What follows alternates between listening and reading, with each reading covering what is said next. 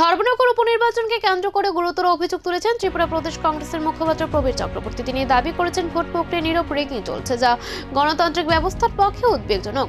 প্রবীর চক্রবর্তীর অভিযোগ, প্রশাসনের নজর এড়িয়ে পরিকল্পিতভাবে এই ধরনের অনিয়ম ঘটানো হচ্ছে। তবে এই অভিযোগের প্রেক্ষিতে এখনো পর্যন্ত নির্বাচন কমিশন বা প্রশাসনের তরফে আনুষ্ঠানিক কোনো প্রতিক্রিয়া মেলেনি। এই অভিযোগকে ঘিরে রাজনৈতিক মহলে শুরু হয়েছে তীব্র চাপাউত্তর। এখন দেখার বিষয়টি নিয়ে নির্বাচন কমিশন কি পদক্ষেপ গ্রহণ করে।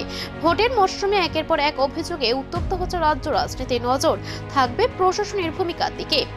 14 পরবর্তী কেন্দ্রে এবং বিজেপি শাসিত রাজ্যগুলিতে 18 পরবর্তী আমাদের এই ট্রিপল ইঞ্জিন সরকারের শাসনকালে কোনো নির্বাচনই অবাধ পরিচ্ছন্ন হয়েছে বলে মানুষ মনে করে না, আমরা মনে করি না, নির্বাচনী রেকর্ড তা বলে না।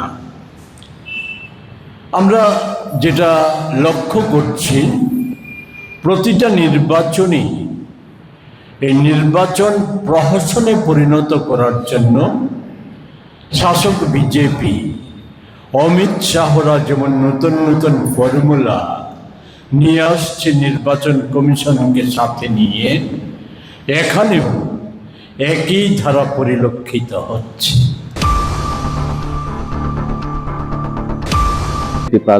এক সময় আগরতলা থাঙ্গে রিগনাই কাঙ্গই গুরি খাঙ্গে সাকসানো বেলাই লাচি যাবে হেবা महाराज फाइमेनि यागुलो जों चिनिति प्रासानि ट्रेडिशनल ड्रेस नो जों जेबाबे प्रमोट खायनायनि बागै जातियाव